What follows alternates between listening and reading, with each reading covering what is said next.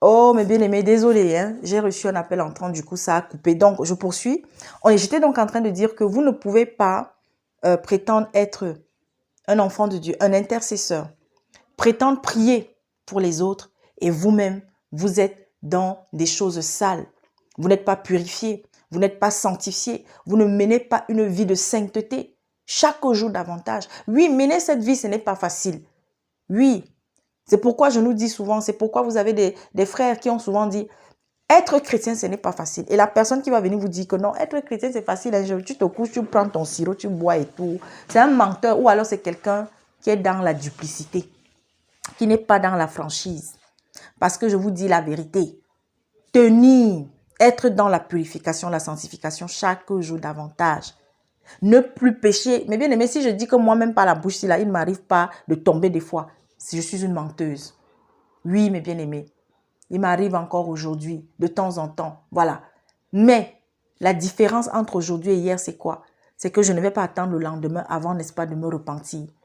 Je ne vais pas attendre une semaine avant de me repentir. Je ne vais pas attendre un mois avant de me repentir. C'est ça, lorsqu'on a le Saint-Esprit en nous. C'est que le Saint-Esprit est là pour nous alerter, pour nous dire non, ce que tu as fait là, ce que tu venais de faire là, c'est pas bon. Ce que tu as fait ce matin, la manière dont tu venais de parler à l'autre, c'est pas bon. Et surtout, quand nous avons, n'est-ce pas, une personne qui vient nous dire que nous lui avons fait du mal, de suite demandons pardon. Ne réfléchissons même pas d'abord. Demandons d'abord pardon. Mais il y a combien de chrétiens, de personnes qui se disent chrétiennes, qui lorsque vous les interpellez en leur disant que voilà, tu as fait ci, tu as fait ça, tu m'as fait mal, la première des choses à faire, c'est de demander d'abord pardon, mes bien-aimés. Pardon. Mais il y en a non. L'orgueil est tellement grand sur la tête que non. Qui? Moi, je t'ai fait quoi? Machin et tout. Non. Eh, mes bien-aimés, demande d'abord pardon, présente d'abord tes excuses.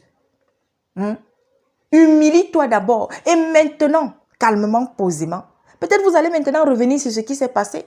Permettre à la personne qui a dit que vous lui avez fait du tort, de maintenant vous expliquer. Si vous reconnaissez même encore après, ah d'accord, oh je ne savais pas, ouais vraiment, excuse-moi, ok. Et si vous ne reconnaissez même pas après tout ce que la personne est en train de vous dire, c'est pas grave, restez toujours sur, ok, vraiment je m'excuse. C'est vrai que je ne me retrouve pas trop dans ce que tu as dit, mais le plus important, c'est que j'étais blessée, voilà, et je te demande pardon. Point. Et pareil pour vous, si quelqu'un aussi vous a blessé, si quelqu'un vous a fait du tort, mes bien-aimés, hein, allez dire, allez trouver la personne. Mais aujourd'hui, qu'est-ce qu'on voit? On est des fois dans l'assemblée. Peut-être qu'on a échangé, on a discuté. Alors, il y a eu quelque chose qui s'est passé. On a peut-être, on nous a mal parlé. Au lieu d'aller trouver le frère ou la sœur après, qu'est-ce qu'on fait? Non, on va d'abord aller trouver une autre sœur.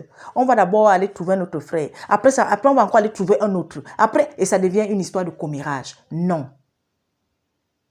Voilà pourquoi, mes bien-aimés, si tu n'as pas l'humilité, et comme je dis, beaucoup de gens croient être humbles, mais ne le sont pas.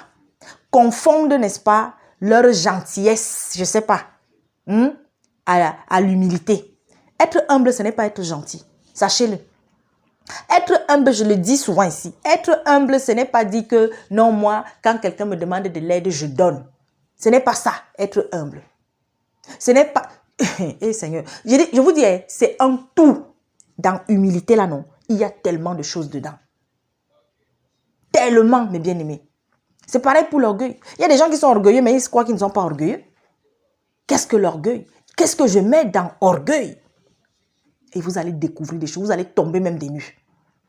Alors, que le Seigneur, chaque jour, nous aide, mes bien-aimés, à avoir des cœurs d'enfants. Parce que être humble, mes bien-aimés, c'est avoir un cœur d'enfant.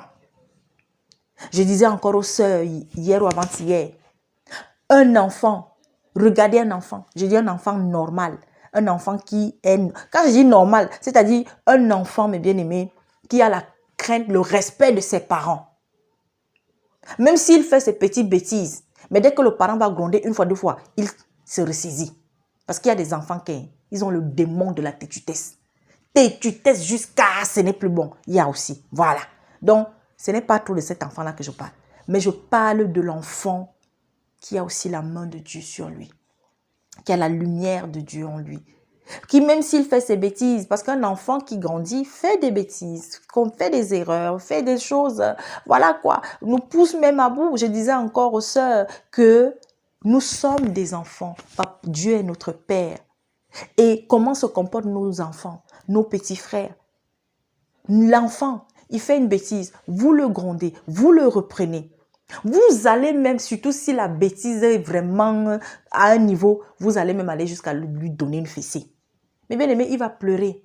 Mais 5 minutes après, c'est le même enfant qui revient vers vous pour vous demander un câlin. C'est le même enfant qui revient vers vous pour faire une chose qui va vous faire rire. C'est le même enfant qui revient même encore même vers vous pour vous dire que maman, excuse-moi. Oh, mes bien-aimés, mais est-ce que nous sommes comme ça? Voilà le cœur d'enfant que Dieu nous demande d'avoir, mes bien-aimés. C'est ça, avoir un cœur d'enfant. Parce que l'enfant ne nous garde pas rancune. Sinon, mais c'est pratiquement tous les enfants de la terre qui détesteraient leurs parents. L'enfant qui aime, qui a l'amour de son parent, le parent va le punir.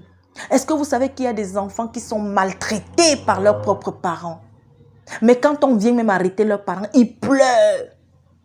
Ils demandent aux policiers de laisser leurs parents. Et pourtant, c'est le même parent qui les a enfermés quelque part, qui les abandonne dans la maison pendant des jours, qui ne leur donne pas à manger, qui tape sur eux tout le temps. Mais quand on vient arrêter ce parent, parce que peut-être un voisin a dénoncé, parce que peut-être la maîtresse à l'école a constaté que non, l'enfant là, et quand on mène un peu les enquêtes, on finit par découvrir que c'est des parents maltraitants. Mais je vous dis, l'enfant va être en train de supplier les autorités pour qu'on laisse leurs parents. Voilà le cœur d'enfant, mes bien-aimés. Oui, un enfant, il ne sait pas véritablement ce que c'est que le mal. Un enfant, c'est-à-dire que il est dans l'humilité permanente. Voilà. Alors, si tu n'as pas ce cœur d'enfant, tu ne peux pas intercéder pour les autres. Si tu es sale, tu ne peux pas dire que tu vas aller aider les autres à se laver.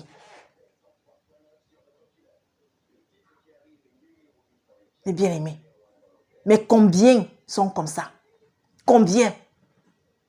Tu dis que tu es intercesseuse, mais c'est toi. Quand une personne vient se confier à toi, c'est toi qui prends ce que la personne t'a confié pour aller raconter à plusieurs.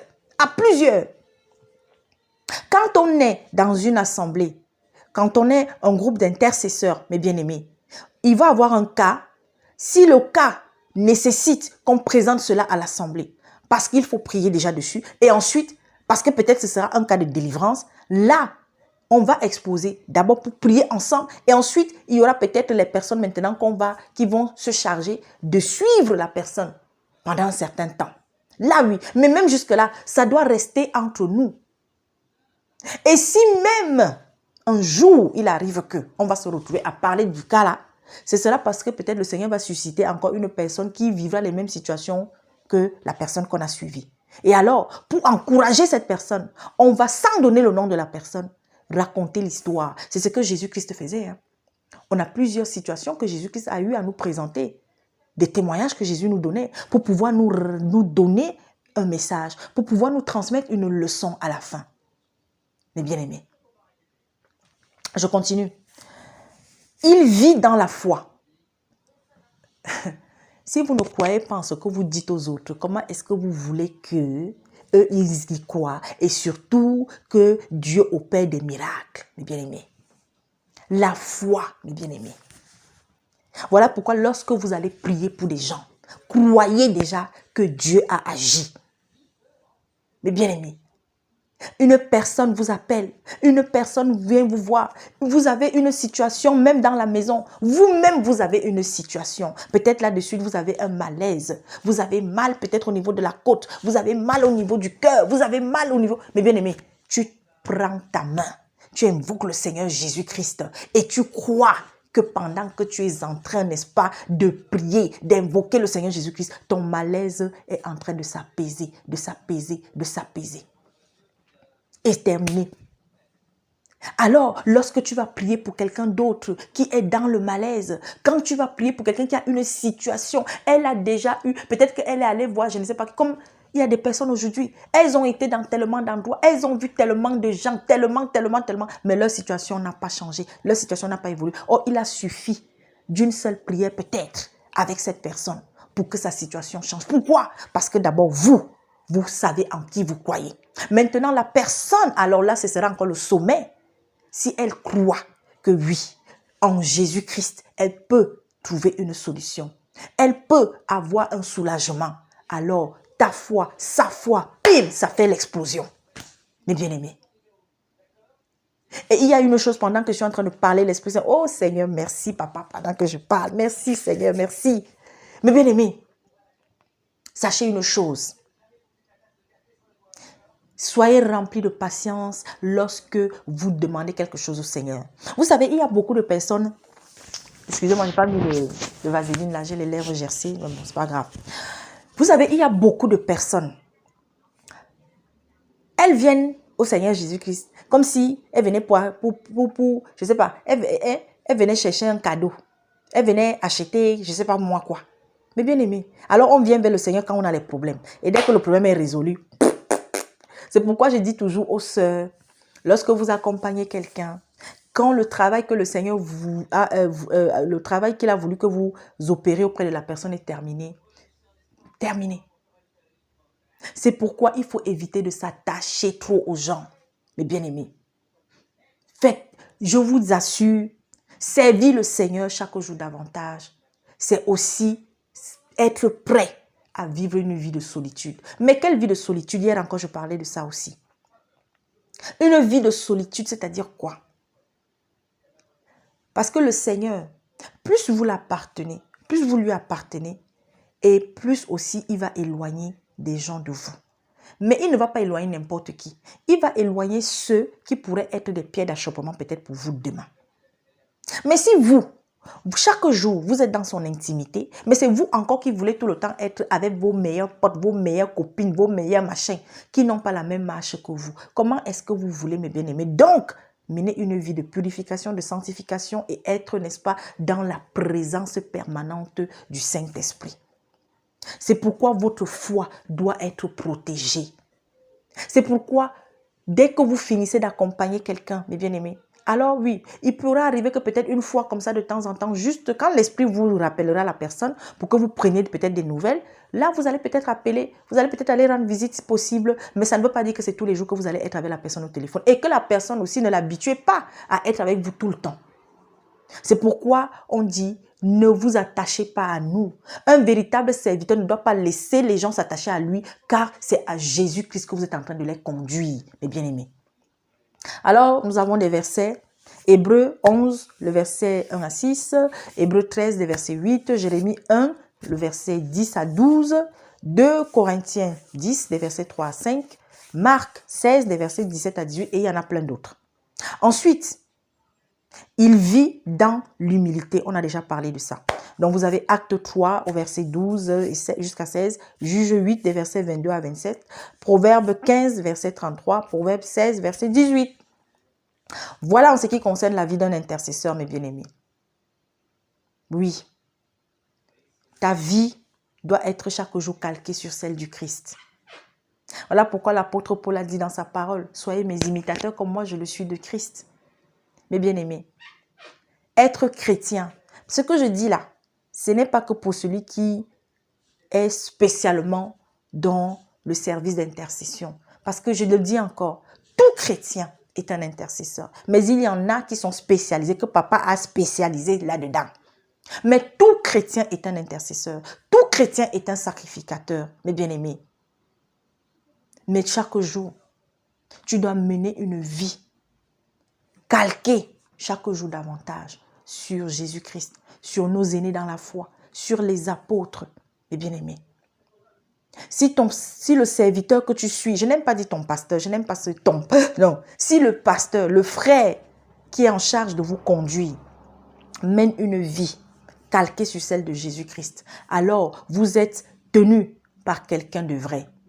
Mais si vous êtes dans une assemblée où vous avez déjà le pasteur, le prophète, en tout cas, l'évangéliste, le serviteur de Dieu qui a la charge de vous accompagner.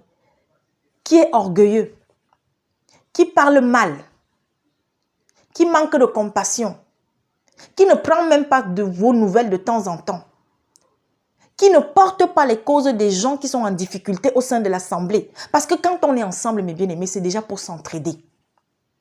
Parce qu'on ne peut pas dire qu'on va aider les gens dehors, alors que nous-mêmes, entre nous, il y a peut-être une soeur ou un frère qui a une difficulté et on est incapable de l'aider. Mes bien-aimés. Si vous avez à la tête de votre assemblée un frère que vous avez constaté que depuis que vous êtes avec lui là, lui, sa vie évolue. Il ne fait que se bâtir des maisons, il ne fait que s'acheter des voitures, il ne fait que... Et il s'habille dernier cri. Mais bien aimé, commencez quand même à avoir un peu de doute. Et surtout, vous savez qu'il ne travaille pas. Ou alors, même être un chrétien, il n'est pas interdit de faire des affaires. Hein. Mais quelles affaires? L'apôtre Paul faisait des affaires. Il vendait des pots. Hein? Mais il faudrait que vous vous rassuriez que le frère, si il s'habille bien, il met une chaussure que vous-même, quand vous voyez la chaussure, vous savez que la chaussure, c'est là. C'est peut-être dans les 30 000. C'est un exemple.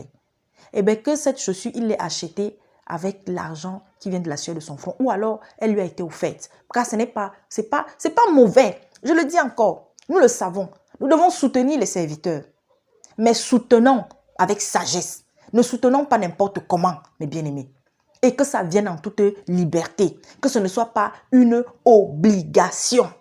Je vous en prie. Tout ce que vous allez apporter comme aide à un serviteur de Dieu doit se faire en toute liberté.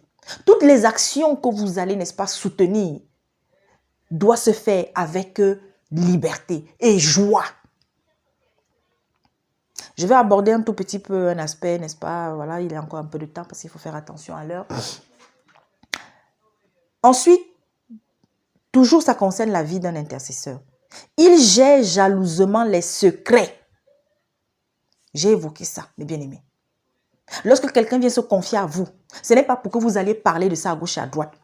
Comme on connaît une religion là où on dit que non, les gens viennent se confesser. Et puis, un dimanche, vous avez le prêtre qui vient sortir ça devant tout le monde. Devant tout le monde. On ne fait pas comme ça. Quand il y a une personne qui vous a appelé pour vous parler de sa situation, mes bien-aimés, vous n'avez pas besoin de rentrer dans tous les détails. Et quand peut-être vous allez même, l'esprit va vous mettre à cœur d'avoir une sœur qui va accompagner cette personne. Eh bien, vous allez donner peut-être l'essentiel. Ou même vous allez dire, écoute, il y a telle que tu vas contacter. Voilà, elle a besoin de ci, de ça. Maintenant, s'il y a d'autres choses qu'elle voudra te confier, elle te le dira. Mais bien aimé, j'ai l'habitude, des fois, hein, il y a des personnes des sœurs, que quand je vais peut-être mettre derrière une personne qui a besoin d'aide, parfois je n'explique même pas tout. Des fois même, je dis simplement que la personne a besoin de soutien. En tout cas, quand tu vas l'appeler, écoute, elle-même, elle te donnera encore peut-être certains détails. Et je ne demande même pas aux sœurs de revenir vers moi forcément tout le temps pour venir me dire, oui, elle a dit quoi, elle a fait ça. Non. L'essentiel pour moi, c'est de savoir que tout va bien. S'il y a un problème, là, on va peut-être revenir vers moi. Si je peux intervenir, j'interviendrai. Mais, parce que quand on travaille aussi, quand on est accompagné par on a des compagnes de service, on a des compagnons de service, mes bien-aimés, vous devez vous faire confiance. Parce que sans la confiance, vous ne pouvez pas travailler ensemble. Alors oui, nous devons avoir une totale confiance en Dieu. Mais si Jésus-Christ n'avait pas confiance en ses compagnons, il n'allait pas travailler avec eux. Ça, c'est important. Et la confiance ne veut pas dire que c'est tout ce qu'on va se dire qu'on doit boire et puis dormir. Non, quand il y a des choses qui ne vont pas, on se fait des remarques, on va, n'est-ce pas, se faire même des critiques, on va, n'est-ce pas, se corriger. C'est très important. Donc, sachons garder les secrets qui nous sont confiés. Lorsqu'une personne est dans le malheur, est dans le besoin, est dans une situation délicate. Ne prenons pas la vie d'une personne qui nous a sollicité pour aller la placer sur la place du marché. Nous aurons des comptes à rendre. Et même s'il est arrivé que peut-être par le passé, on fasse cela, Dieu, on lui demande pardon, on se confesse. Et c'est pourquoi il faut toujours sans cesse demander au Seigneur de nous aider à nous améliorer. Car il y a encore le côté charnel. Et de temps en temps, il peut arriver qu'on trébuche. Ensuite, il est conduit par le Saint-Esprit. Ça, on avait déjà dit. Hein? Romains 8, les versets 26 à 27. Galates 5 à 6. Voilà. Et on va arrêter là pour aujourd'hui. La prochaine fois, on va parler des dangers qui guettent l'intercesseur. D'accord? On va parler aussi de l'intercesseur et la délivrance. Voilà. Et si on a le temps, en fait, si on a le temps, la prochaine fois, on terminera. Voilà. Donc, bon, allez, l'esprit me dit de joindre. Donc, les dangers qui guettent l'intercesseur. J'ai évoqué un peu plus haut ce qu'il faut éviter, comment est-ce qu'il faut vivre. Et il faut savoir qu'en tant qu'intercesseur, plusieurs dangers nous guettent, notamment l'orgueil. J'en ai parlé. Vous savez, quand le Seigneur vous utilise, les dons qu'il vous donne ou le don qu'il vous a donné, ou le fait de vous permettre de voir peut-être certaines choses, de comprendre certaines choses sans même que la personne ait eu à vous le dire, ça ne doit pas vous amener à avoir la grosse tête. Parce que sachez une chose, ce que Dieu vous donne, il peut vous le retirer demain. Donc faisons attention. C'est pas parce que le Dieu t'a donné le don de guérison, parce que c'est pas toi qui guéris. Mais bien aimé, ce n'est pas nous, comme on l'entend, là où beaucoup d'entre vous sont encore peut-être prisonniers. Là où beaucoup sont encore prisonniers. Où quelqu'un dit, je prophétise. Je te donne la grossesse de machin. Mais bien aimé, oh mon Dieu, mon peuple meurt faute de connaissance. C'est Jésus-Christ, c'est Dieu qui opère le miracle au travers de vous. Vous n'êtes qu'un instrument. Nous là, c'est comme si je prenais une assiette et que dans l'assiette, je mets de l'eau dedans. N'est-ce pas l'assiette là? Moi qui porte l'assiette. Il suffit que je fasse ça, non? N'est-ce pas, l'eau là va se renverser? Hein? Mais bien aimé, c'est comme ça avec Dieu. Nous là, nous sommes l'assiette. Et Dieu, il vient, il met l'eau dedans. Et si c'est qu'on blague, eh bien, il suffit qu'il fasse seulement ça. Et c'est fini. C'est pourquoi, quel que soit le don que Dieu t'a donné, quel que soit le talent que Dieu t'a donné, le Seigneur, il l'a bien dit, tous les dons qu'il nous a donnés, c'est pour l'édification. C'est pour le perfectionnement des saints, mais c'est aussi pour que le monde croie que Dieu existe vraiment. Voilà pourquoi le diable aussi accomplit cela et qu'il utilise dans ses agents, il utilise dans ses adeptes pour aussi les amener à accomplir des miracles. Parce que le diable aussi accomplit des miracles, mais à quel prix? Tout ce que Dieu te donne, il te le donne gratuitement. Voilà pourquoi lorsque nous travaillons, nous accompagnons des personnes, leur situation change, leur vie change, leur vie est transformée. Notre salaire, c'est d'abord notre joie. Parce que tout l'honneur, toute la gloire reviendra toujours. Remettez toujours à Dieu sa gloire. Remettez toujours à Jésus-Christ ce qui lui revient. À Dieu ce qui lui revient, mes bien-aimés. L'orgueil. C'est pas parce que je parle comme je parle là que je n'écris presque, je ne sais pas tout, je n'écris comme je dis souvent sœurs. Quand je me retrouve avec les sœurs, j'ouvre seulement la bouche. Il y a des fois, je ne m'attends même pas à ce que, je ne sais même pas ce que je vais dire, mais j'ouvre seulement la bouche et ça sort, ça sort. Le Seigneur ne fait que donner, donner, donner. Mais bien aimé, vous croyez que je vais venir m'enorgueillir? Hein? C'est comme il y a des fois, je vais ouvrir la bouche, je vais chanter. Et je dis aux sœurs, ne me demandez plus de chanter la deuxième fois parce que je ne sais plus. Voilà comment le Seigneur fonctionne avec nous. Faisons attention. L'orgueil. L'orgueil. Voilà l'orgueil qui a perdu beaucoup de véritables serviteurs d'hier, qui sont devenus aujourd'hui des marchands, qui sont devenus aujourd'hui des satanistes, qui sont devenus aujourd'hui c'est-à-dire qu'ils sont perdus et ils vous amènent à vous perdre avec eux. L'orgueil.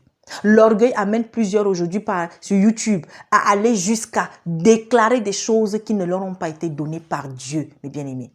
Et qui vous font croire que c'est Jésus-Christ. Au point où il y en a qui viennent vous dire, c'est tous les jours qu'eux, ils voient Jésus. Hein. Jésus, là, ils le voient tous les jours. Parce qu'il a suffi peut-être d'une expérience ou de deux ou trop. Que le Seigneur Jésus-Christ, dans un songe, dans une vision, a eu un tout petit peu se révéler à vous. Parce que, mes bien-aimés, personne sur cette terre ne peut dire quel est le visage de Jésus-Christ. Mais les orgueilleux viennent vous donner des visions. Ou des fois, ils vont vous décrire son visage.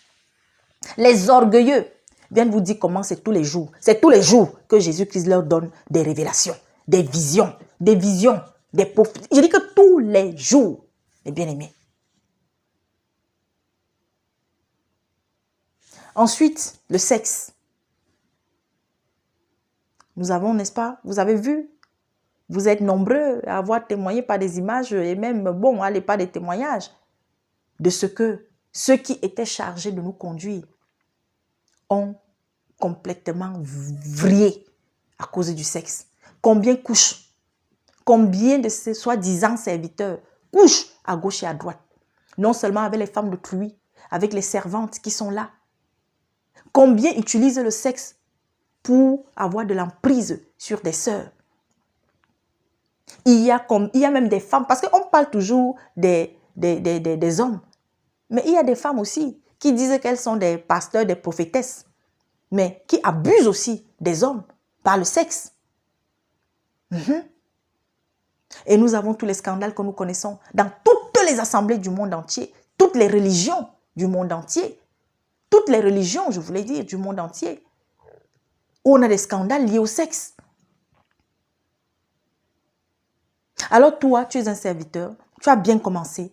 Après, tu as commencé à guetter. Tes yeux ont commencé à s'ouvrir, tes yeux ont commencé à briller comme ça sur une sœur, une que tu appelais sœur. Et c'est comme ça que tu as fini par coucher avec elle. Terminé. Faisons attention. 1 Thessaloniciens 4, le verset 3. L'argent, oh mon Dieu, hé, là-bas alors, oh, oh, Terminator. Le Seigneur a dit ce que vous avez reçu gratuitement, donné gratuitement. Vous appelez la sœur Gladys. Je vais finir avec vous. Après, je vous dis, la séance a fait 100 euros. La séance va faire tant. Ou alors, je vais vous dire, non, ok, on se donne rendez-vous, mais pour ce rendez-vous-là, il faudra acheter ci, il faudra acheter ça. Ah, d'accord. Et c'est moi qui vais acheter. Non, non, il faudra m'envoyer de l'argent, c'est moi qui vais acheter ça. Le jour où ça arrive, mes bien-aimés, écoutez-moi bien, le jour où une personne, tu vas m'appeler, je dis que tu m'insulteras bien. Maudis-moi bien. Mes bien-aimés.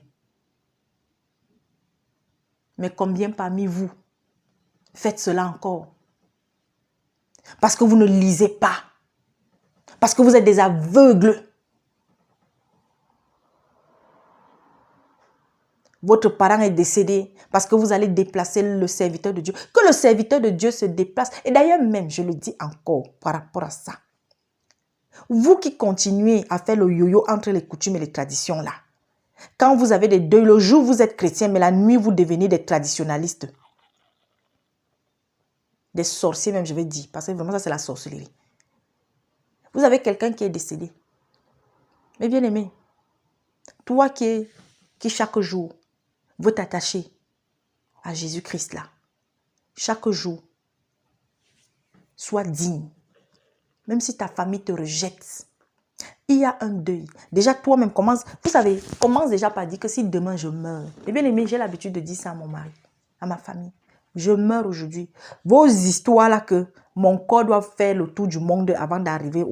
D'abord, bien aimé, moi mon village je ne connais même pas tout parce que moi j'ai grandi dans une autre ville du pays dans lequel Dieu m'a fait naître. Moi, je suis une métisse. J'ai toujours dit que je suis une métisse parce que si je dois parler de mon ADN, là, il y a les gènes côté Centrafrique, côté Congo, à l'époque on disait Zaïre, côté Guinée, Équateur. Bref, nous sommes tous des métisses en vérité. Mais bien aimé, je dis toujours à mon mari, si je meurs aujourd'hui, va balancer mon corps, va jeter mon corps, va m'enterrer s'il y a une place. C'est vrai que vous savez, dans certains pays, il faut déjà payer, il faut acheter la place, le caveau familial. Mais comme c'est cher, si c'est que tu as les possibilités, tu le fais. Si tu n'as pas la possibilité, la mairie prévoit quand même que pendant 5 ans, ton corps soit gardé au cimetière quelque part. Et au bout de 5 ans, si vous ne pouvez pas payer la place là, eh bien, ça part à la fosse communale. Mais bien aimé, quand on est mort, on est mort. Après, on devient poussière. Au bout de quelques années, les os là.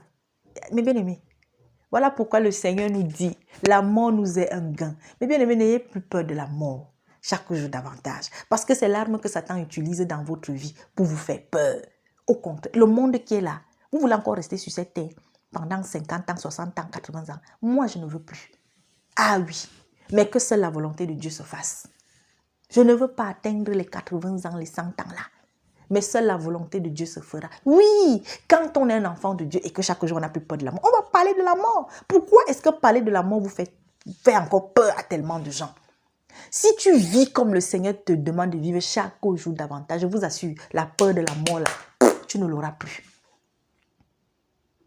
Donc j'étais donc en train de dire l'argent. On vous demande, on vous vend, on vous donne les eaux d'onction, les huiles d'onction, les parfums d'onction. Parce que le pasteur va prier pour toi, le prêtre va prier pour toi, machin, il faut de l'argent, il faut une enveloppe. Mais bien aimé, je le dis encore, tu veux soutenir un serviteur de Dieu, que ça vienne de ton cœur, que ça vienne de toi-même.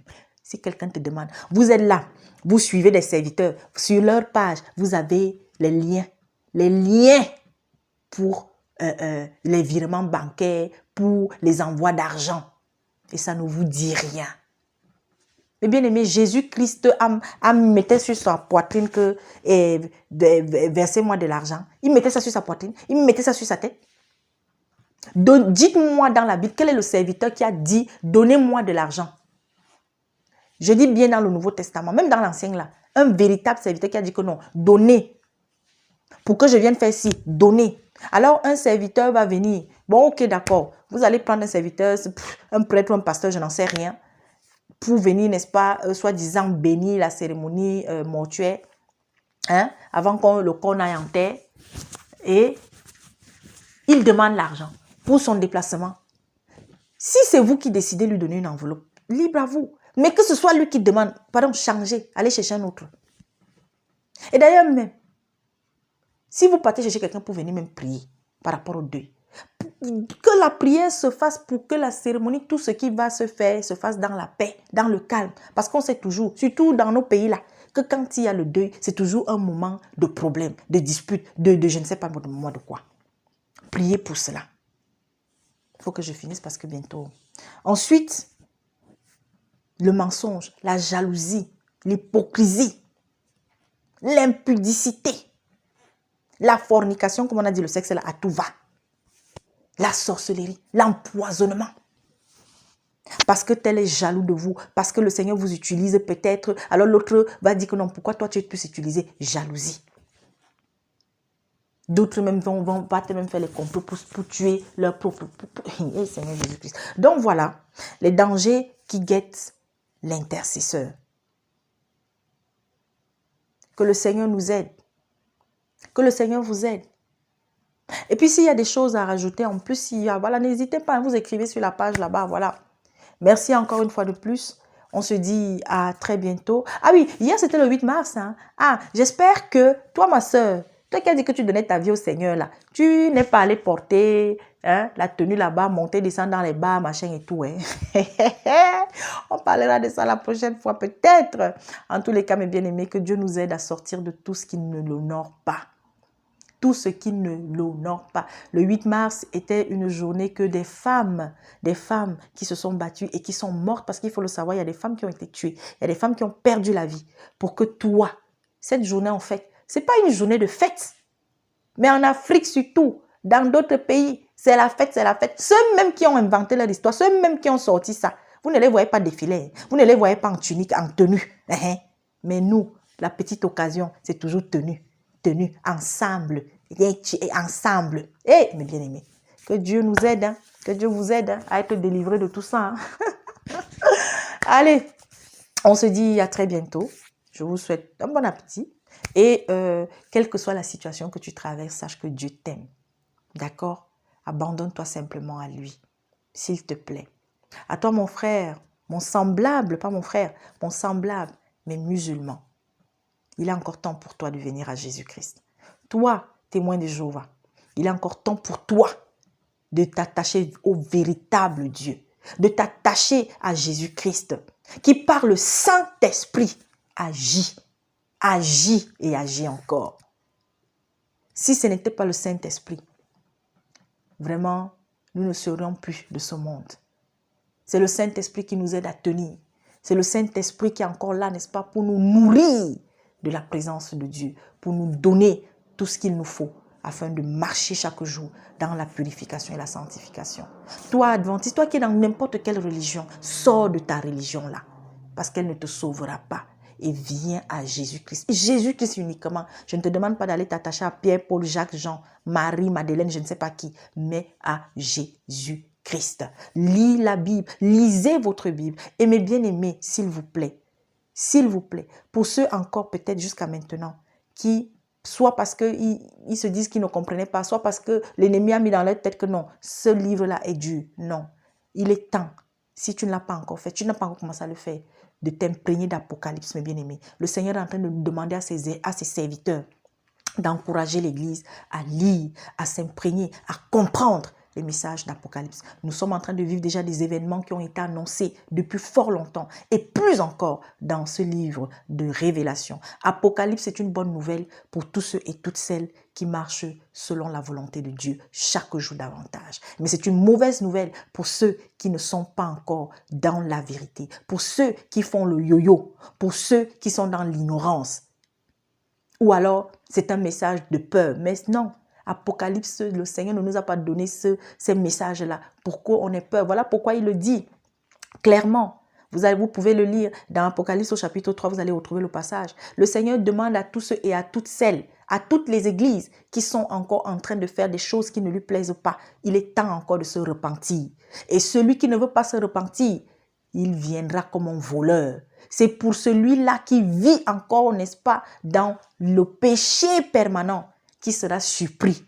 Mais toi, qui chaque jour t'apprête, te prépare, toi qui chaque jour est dans la sanctification, la purification, si le Seigneur Jésus-Christ revenait aujourd'hui, tu ne serais pas trop surpris. Pourquoi? Parce que tous les signes qui annoncent sa venue, qui nous rapprochent de sa venue, sont là plus que jamais devant nous. Ouvrez les yeux, ouvrez les oreilles, c'est tout. Demandez au Seigneur de vous accorder les yeux et les oreilles spirituelles et vous verrez ce qui se passe. À bientôt.